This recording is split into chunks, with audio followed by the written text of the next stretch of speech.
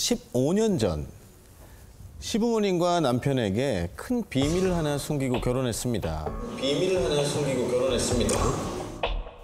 사실 저는 입양아입니다. 양아버지는 돌아가실 때까지 반대했지만 친부모를 찾는 것은 제 평생 소원이었는데요. 이제라도 출생의 비밀을 모두 밝히고 지난 상처와 외로움에서 벗어나고 싶어요. 라고 보내주셨습니다. 어떻게 용기를 내서 오늘 말씀을 해주셔서 다시 한번 감사드린다는 말씀 드리고 싶고요. 네. 혹시 어디 계실까요? 바로 옆에. 안녕하세요.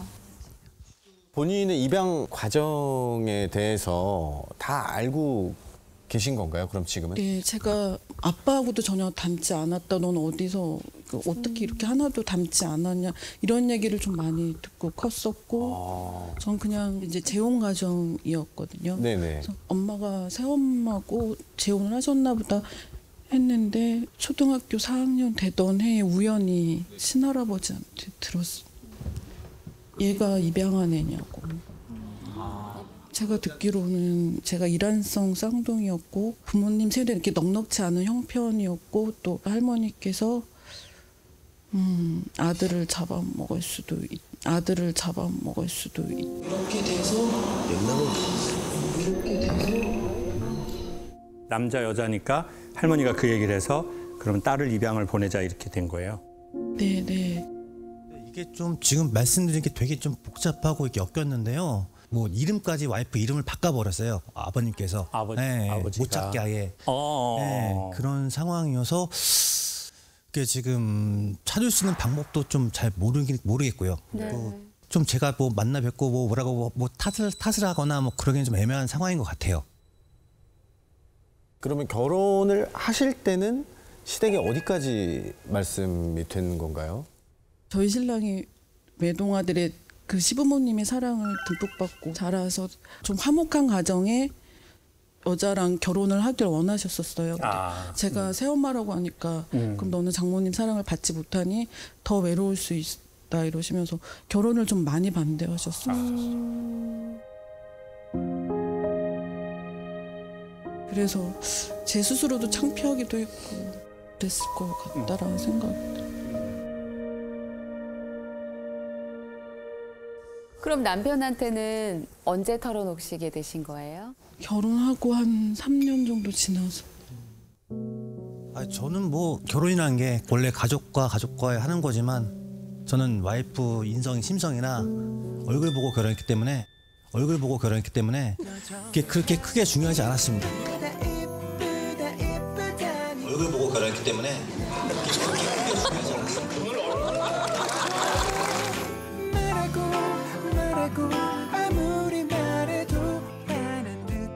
이제라도 출생의 비밀을 밝히고 친부모님을 좀 찾고 싶은 이유가 있으실까요?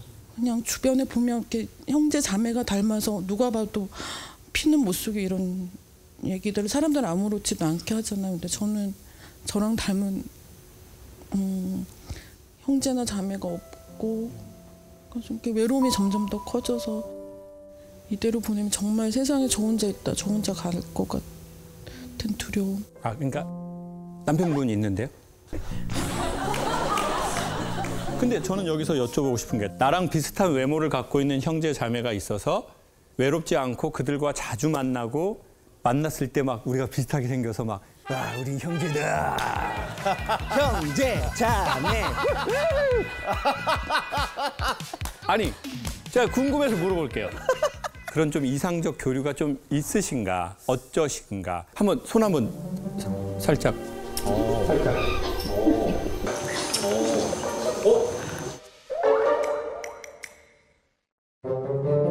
자, 지금 퍼센테이지로 보면 거의 7대3에서 8대2거든요. 그러니까 어쩌면 우리는 보통 사람들이 누리는 걸 원하는 게 아니라 우리가 결핍된 거에 대한 매우 강한 이게 있는 것 같아요. 있어서 없는 거랑 없어서 없는 거랑 너무 다르잖아요. 그러다 보니 제가 보기엔 이미 옆에 있는 좋은 거를 좀 못 볼 수 있는 것 같아요. 그게 누구냐? 그게 누구냐? 그분의 특징은 수염이 많이 났다. 수염이 많이 났다. 수염이 많이 났다. 약간 그 노인과 바다에 나오는 앤 해서 알죠? 앤 해서 알죠? 앤에서인 여자 배우. 그런 수염난 여자입니까? 그런 수염난 여자입니까? 수염난 여자가 왜 해밍웨이. 웨이만 들어가면 뭐 왜 같은 웨이라고 탕웨이가 왜? 제가 어디까지 얘기했죠? 웨이 얘기했습니다. 탕웨이까지 하셨어요. 네. 제가 왜 이 말씀을 드리냐면 제가 너무너무 많이 외로워했던 것 같아요. 아버지도 저하고 닮았고 저랑 닮은 형제도 많은데 이런 사람이 있다고 해서 막 제가 막 안 외롭고 그러진 않았거든요.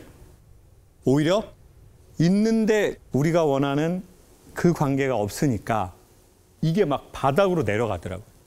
그래서 항상 외로워하는 거예요. 그때 이제 학생 그때 연애할 때였는데 근데 이 리부트에서 제가 여자 벌써 4번 얘기했네요. 네. 다 기억하고 있습니다. 다른 사람 하나 살릴라다 저희 가정이 죽게 됐네요. PD님 지혜롭게 편집 좀 잘해 주십시오. 근데 그때 그 친구가 저한테 그러는 거예요.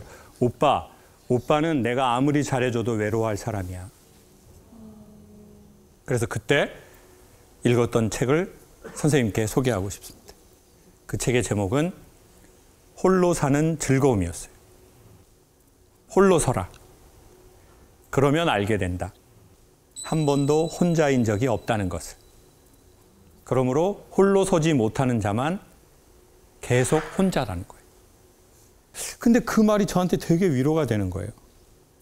왜냐하면 어떤 남자를 만나도 어떤 여자를 만나도 그분들이 우리의 근원적 구멍을 채우기는 사실 어렵거든요.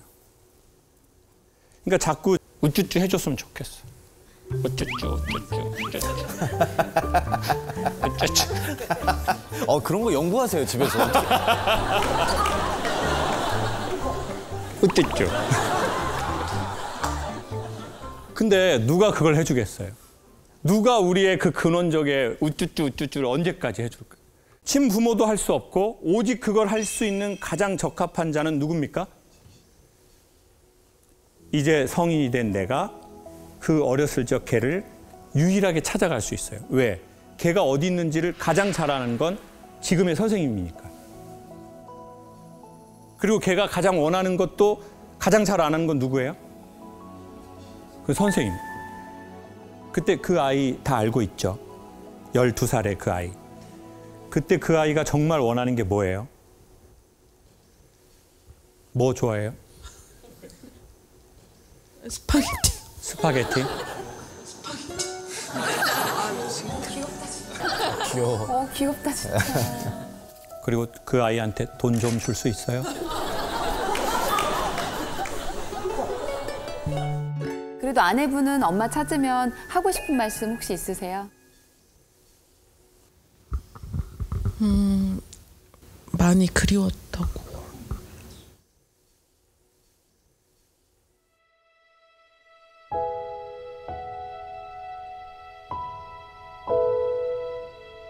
어렸을 때는 너무 원망스럽고 미웠는데 그리고 그때는 버릴 수밖에 없었던 상황도 이해할 수 있을 것 같다. 이제는 알 것 같아요.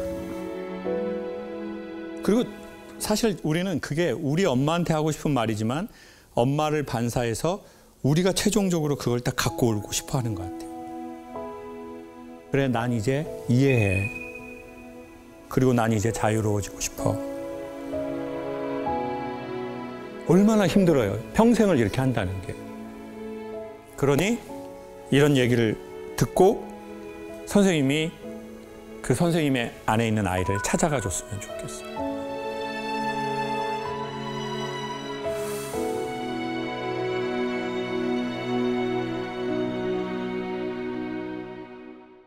저희 아빠는 하나뿐인 딸을 버린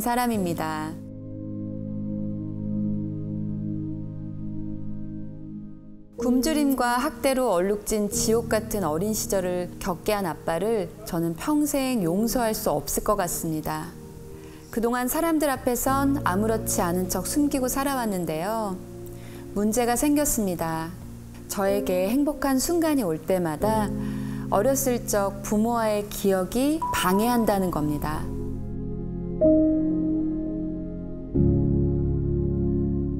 지금도 사랑하는 사람과 결혼식을 앞두고 있는데요. 그날마저 불행해질까봐 두렵고 사람들에게 손가락질 받을까봐 망설여집니다. 이젠 아빠를 용서해야 할까요? 아빠를 용서하면 행복해질 수 있을까요? 벌써 눈물이 조금 네. 흐르셨어요.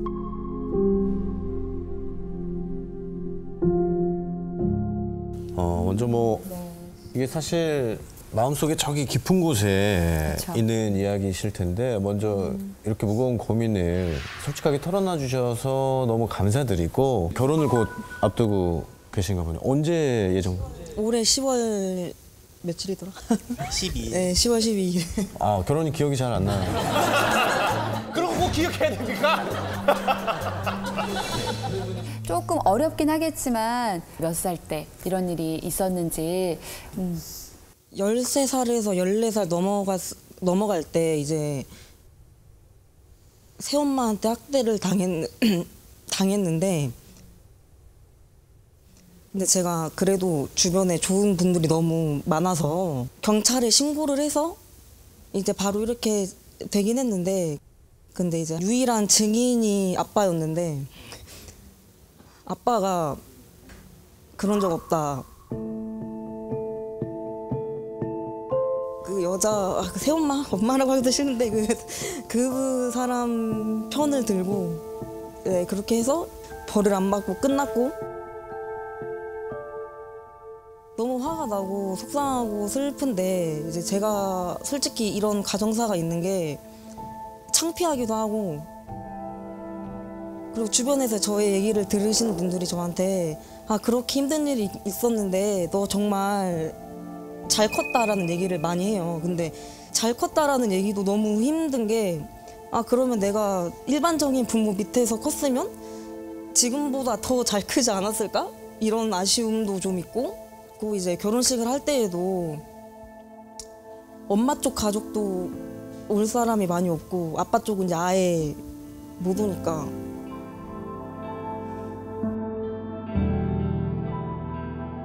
솔직히 좀 창피한 게 컸었어요. 사람들이 혹시라도 쟤 그러면 부모가 그러니까 쟤도 약간 이상한 사람 아니야? 나 이렇게 생각할까 봐?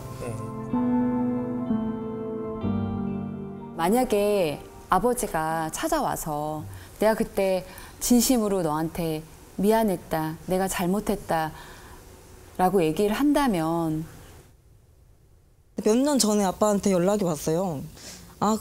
그래도 아빠가 이제 와서 좀 나한테 미안하다고 하려나 보다, 사과를 하려나 보다 하고 연락을 받았는데 자기가 저를 용서를 했다는 거예요. 그 당시에 그렇게 신고를 한 제가 잘못한 거고 아빠는 나를 용서를 했으니까 아무렇지도 않게 자기는 지낼 수 있고 그래도 아빠인데 네가 그러면 안 되지 않냐고 그렇게 얘기를 하시더라고요.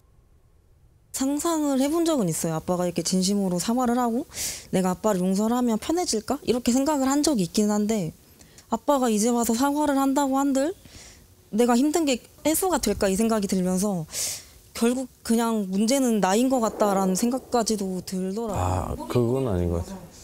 심리 상담도 많이 받아보고 여러 가지의 것을 해봤는데 100% 해소가 안 되니까. 저는 우리 그 예비신랑분한테도 좀 궁금하기는 합니다. 여자친구분의 이 이야기를 듣고 좀 어떤 생각이 좀 드셨는지. 처음 들었을 때 되게 놀랐고 그렇죠. 이렇게 말하기까지 되게 그 친구는 많은 힘듦과 그런 시간을 딛고 무뎌진 걸 텐데 이걸 내가 어떻게 위로할 수 있을까 싶어서 그냥 아무 말 안 했던 것 같아요. 그냥 생각이 깊다. 그땐 그렇게 넘기고 그 다음에 이제 결혼을 해야 되니까 그러면은 결혼식에 혹시 오셔? 이렇게 물어봤는데 안 오실 것 같아 이렇게 얘기해서 그냥 안 오실 것 같아 이렇게 얘기해서 그냥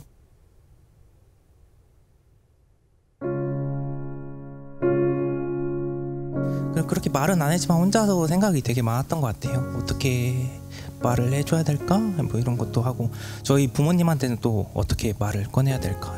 그치.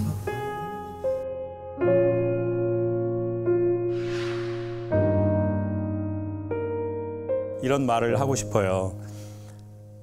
내가 되게 전부라고 생각하는 거 있잖아요. 그게 나의 상처일 수도 있고 나의 비밀일 수도 있고 그 상처가 우리의 전부 같은 때가 있거든요. 이 얘기하면 사람들도 나를 다르게 볼 것 같고 남자친구도 나를 다르게 생각할 수 있고 내 결혼에도 문제가 생길 것 같고 그러면 우리는 그걸 지키고 싶어하는 방어 기제가 생기거든요. 그래서 또 그걸 지키기 위해 싸워요. 노력하고. 그러면 남들이 그냥 하나 생각할 때 여기서 3, 4개 생각하고 있을 거 아니에요. 저 사람 내가 나 어떻게 생각하지? 내가 이 말 했을 때 나를 어떻게 받아들이려나? 그거는 마치 군대에서 지키는 거하고 되게 똑같아요. 저 휴전선 이쪽에서 군대 생활했거든요. 북한 이쪽에 있어요. 저희 이쪽에 있어요. 계속 지켜요. 24시간. 근데 이제 북한 쪽으로 안 들고 남한 쪽으로 이렇게 지켜요.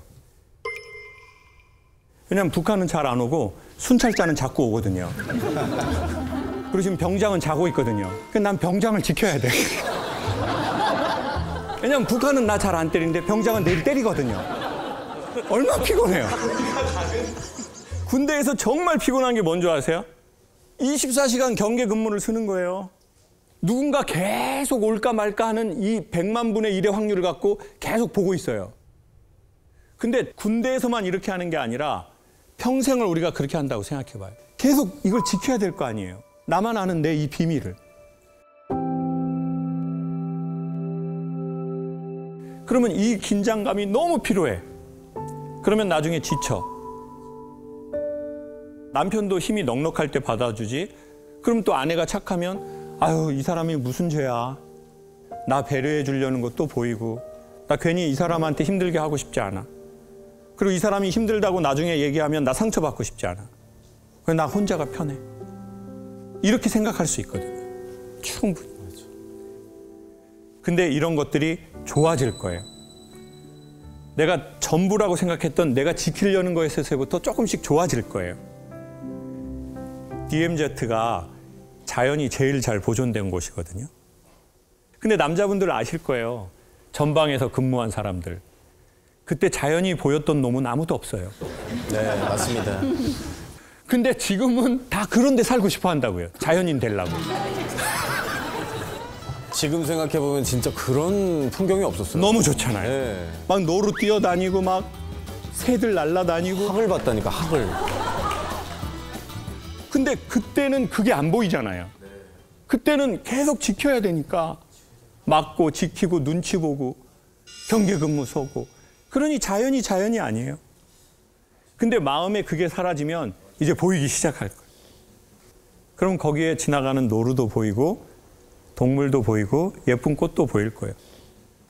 그렇지만 지금 아버지와의 관계를 막 정리하려고 안 했으면 좋겠다. 오히려 지금은 내 인생에 찾아온 너무 좋은 선물이잖아요. 아까 말하는데 진짜 깊은 사람이더라고요.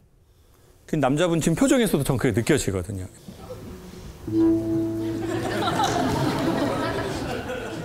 전 지압하는 분인 줄 알았어요. 지압하는 분인 줄 알았어요.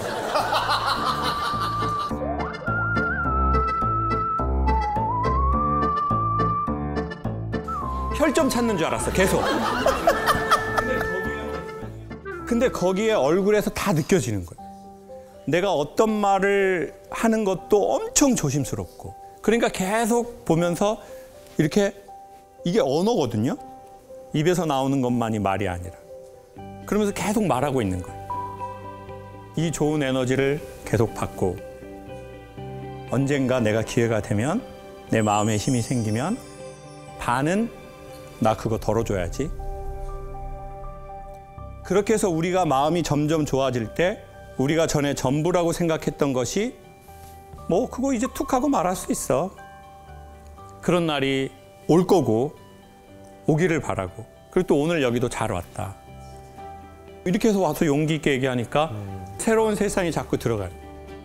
그거를 결혼 전에 이렇게 배우자 될 분하고 같이 왔다는 건 거듭 축하할 일이라고 생각해요.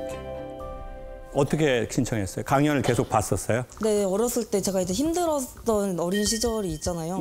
그때부터 많이 힘이 되셨었고 매년 토크쇼 하시잖아요. 아. 매년 가서 책 받고 싶어서 맨날 이렇게 후응해도 안 주시더라고요.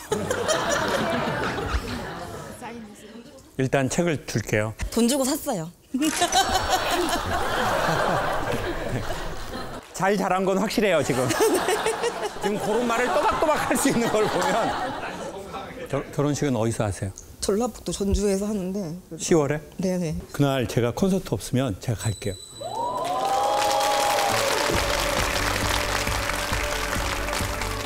제가 꼭 제작진이 주시는 돈을 들고 제가 가도록 할게요. 국장님 잘 부탁드리겠습니다. 네. 오신다고 하시면 날짜를 바꿀 수 있어요. 오신다고 하면 날짜를 아예 바꾸겠다고 합니다.